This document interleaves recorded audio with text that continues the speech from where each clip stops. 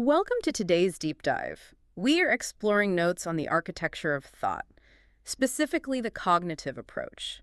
If a mechanic wants to find out why a car won't start, they pop the hood. Right, they look at the spark plugs and boom, problem solved. Exactly, it's physical. Hmm. But the human mind is this sealed black box. We can't just put passing thought under a microscope. So how are psychologists actually mapping these invisible processes without just, guessing? Well, by relying on inference. Since we're looking at the cognitive approach today, we know that means working backward from outward behavior. Okay, so working backward, Like if we give you a complex puzzle and your reaction time suddenly spikes, researchers aren't just logging a delay. They are mathematically deducing that your neural pathways have shifted into a more demanding processing mode. Oh, I see. So we're reverse engineering the software based on the monitor's output. That's a great way to look at it. Which brings us to the core of that software, which are schemas. I always think of schemas as like the brain's autocorrect. Oh, absolutely. Because you walk into a restaurant and your brain instantly loads the ordering food script so you don't have to consciously analyze every menu, table, and waiter from scratch. Right, it's a massive energy saver. Yeah. I mean, the human brain is a huge biological energy hog. Yeah. So schemas literally conserve glucose by predicting what's coming next based on past data. You only process a tiny fraction of the raw sensory data hitting your eyes.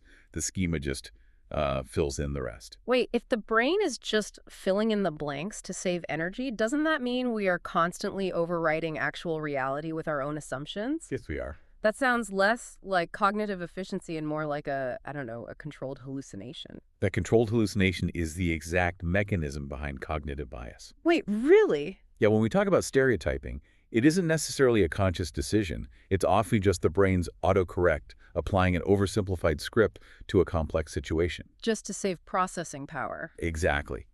We literally see what we expect to see, completely ignoring visual or social details that contradict the preloaded schema.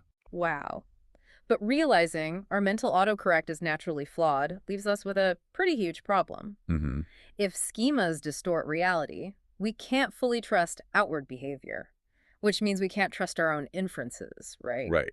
We needed a way to physically verify these abstract theories, and that pushed psychology straight into the arms of computer science, and eventually, hard neurobiology. Yeah, and here's where it gets really interesting. That shift is what gave us cognitive neuroscience. We stopped just timing reactions and started putting people on fMRI scanners. So looking at the actual hardware. Yes. By tracking where blood flows in the brain during specific cognitive tasks, we can map the exact biological circuits firing when you, say, process a memory or feel anxious. Okay, but if we are using computer models to simulate thinking, does hooking a brain up to an actual scanner finally give us absolute proof of how the mind works? Like, if we see a specific area light up during a panic attack, haven't we just found the physical source code for fear? Well, not quite. Seeing the hardware light up doesn't actually explain the software's code. Oh, it doesn't? No, I mean, fMRI scans are incredible for mapping disorders. Spotting hyperactive neural loops in patients with OCB, for example, allows for highly targeted interventions. Right, which is amazing. It is. But if we connect this to the bigger picture, blood flow is just correlation. It doesn't prove causation. Wait, so we don't know if the brain activity caused the anxious thought or if the anxious thought triggered the blood flow? Exactly. We don't know. Wow, it's a total chicken and egg scenario.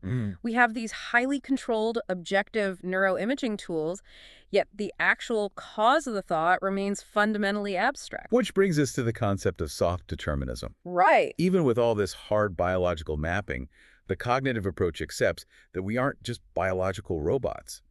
Our behavior is heavily constrained by our physical brain structure and our past experiences. So nature and nurture. Exactly, but there is still an element of conscious choice that biology alone cannot fully predict. So what does this all mean for you listening?